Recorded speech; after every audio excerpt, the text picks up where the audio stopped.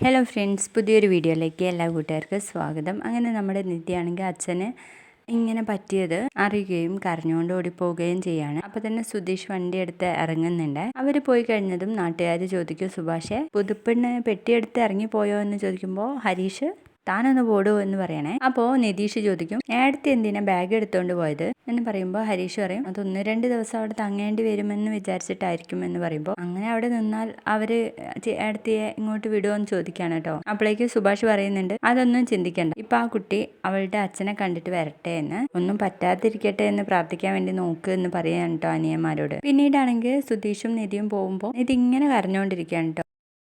വണ്ടി നിർത്തിയിട്ട് പറയും, എടോ ഇയാളൊന്നും കരയാതിരിക്കുക, പാവം എൻ്റെ അച്ഛൻ, ഞാൻ കാരണം സങ്കടം താങ്ങാൻ കഴിയാതെ ആയിരിക്കും എൻ്റെ അച്ഛൻ ഇത് ചെയ്തത് എന്ന് പറയുമ്പോൾ, ഈ കല്യാണം നിന്ന് പോയപ്പോൾ അച്ഛന് അപമാനം താങ്ങാനാവാതെ ആയിട്ടുണ്ടാവും, സ്വന്തക്കാരും ബന്ധുക്കളും ഒക്കെ ഓരോന്ന് പറഞ്ഞിട്ടുണ്ടാവും എന്ന് പറയുമ്പോൾ നമ്മുടെ സുധീഷ് പറഞ്ഞു കൊടുക്കുന്നുണ്ട്, അതിലുപരി ആ സൂര്യ വല്ലതും പറഞ്ഞിട്ടുണ്ടാവും എന്ന്. അതെ, അവനും അവൻ്റെ അച്ഛനും അമ്മയും ഒക്കെ ഓരോന്ന് പറഞ്ഞിട്ടുണ്ടാവും, പാവം എൻ്റെ അച്ഛൻ. അതെല്ലാം കേട്ടിട്ട് മനസ്സ് തകർന്നു പോയിട്ടുണ്ടാവും, അച്ഛന് ഒന്നും സംഭവിച്ചിട്ടുണ്ടാവില്ല അല്ലേ എന്ന് ചോദിക്കുമ്പോൾ സുധീഷ് പറയും, എടോ ഇല്ലെന്നേ, ഒന്നും സംഭവിച്ചിട്ടുണ്ടാവില്ല, നീ ധൈര്യമായിട്ട് ഇരിക്കും നിധി എന്ന് പറയുമ്പോൾ, ഉറപ്പാണല്ലോ അല്ലേ എന്ന് ചോദിക്കണേ. അങ്ങനെ എന്തെങ്കിലും പറ്റിയിട്ടുണ്ടെങ്കിൽ നമ്മളെ ഇങ്ങോട്ട് വിളിച്ചേനല്ലോ എന്ന് പറയുമ്പോൾ നിധി എന്ത് എന്ന് ചോദിക്കാണ്. ഒന്നും സംഭവിക്കും എന്നല്ല ഞാൻ ഉദ്ദേശിച്ചത്, അച്ഛനെ പെട്ടെന്ന് തിരിച്ചു വരും, ഒരു കുഴപ്പം ഉണ്ടാവില്ലെന്നേ, നമ്മളെ പഴയതുപോലെ തന്നെ ജീവിക്കാനും തുടങ്ങും എന്ന് പറയുമ്പോൾ നിധി വീണ്ടും എന്ന് ചോദിക്കാണ്. അല്ല, ഞാൻ ഉദ്ദേശിച്ചതേ അച്ഛനും മകളുമായിട്ട് പഴയപടി ആദ്യത്തെ പോലെ ജീവിക്കുന്ന എന്ന് പറയുമ്പോൾ നമ്മുടെ നിധി തലയാട്ടുവേ, ഇതൊക്കെ ഞാൻ കാരണം, ഞാൻ ഇറങ്ങി വിടാൻ പാടില്ലായിരുന്നു എന്നൊക്കെ പറയുമ്പോൾ സുധീഷ് പറയും, അത് ഇയാള് കാരണമൊന്നല്ല, അവർക്ക് ഇയാള് പറയുന്നത് അങ്ങ് മനസ്സിലാവാഞ്ഞിട്ടല്ലേ, പിന്നെ എങ്ങനെയാ താൻ ഇതിനൊക്കെ കാരണമാവുന്നതെന്ന് ചോദിക്കുമ്പോൾ നിധി പറയും, ഞാനേ അച്ഛൻ പറയുന്നത് കേട്ടാൽ മതിയായിരുന്നു. ബെസ്റ്റ്. അങ്ങനെ അച്ഛൻ പറയുന്നത് കേട്ടിട്ടുണ്ടായിരുന്നെങ്കിലേ അച്ഛന് പകരം ഇയാളായിരിക്കും ഹോസ്പിറ്റലിൽ കിടക്കേണ്ടി വരിക.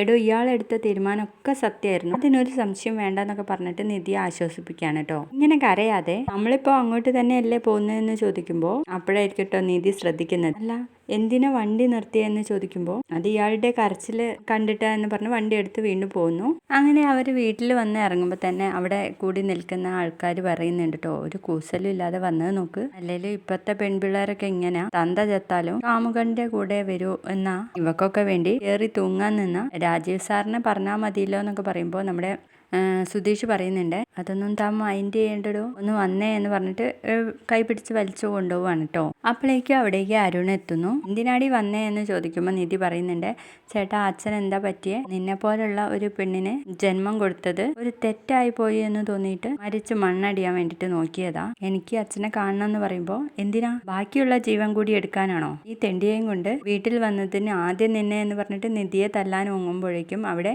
സുധീഷ് കയറി നിൽക്കുന്നു. സുധീഷിനെ ഔട്ടോ അടി കിട്ടുന്നത്. സുധീഷിന് അടി കിട്ടുമ്പോൾ തിരിച്ച് അരുണിനെയും തല്ലുന്നുണ്ട്. ഇന്നലെ മുതൽ സഹിച്ചുകൊണ്ടിരിക്കുക, എത്രയെന്ന് വെച്ചാ എന്ന് ചോദിച്ചിട്ടാണ് കേട്ടോ സുധീഷ് തല്ലുന്നത്. എന്നിട്ട് അരുണ് പറയുന്നുണ്ട്, ഞങ്ങളെല്ലാരും ഇവിടെ മനസ്സ് തകർന്നുകൊണ്ടിരിക്കും, നീ ഇവിടെ നിന്നാലുണ്ടല്ലോ എന്ന് പറഞ്ഞ് വീണ്ടും അടിക്കാൻ വേണ്ടിട്ട് പോകുന്നുണ്ട്. അങ്ങനെ അവര് തിരിച്ച് വണ്ടിയിൽ കയറാൻ വേണ്ടിട്ട് നിൽക്കുന്ന സമയത്ത് സൂര്യ വരുവേ. നിധി എന്ന് വിളിച്ചു വരുമ്പോഴേക്കും സുധീഷ് നിധിയുടെ അടുത്തേക്ക് വിടുന്നില്ല കേട്ടോ.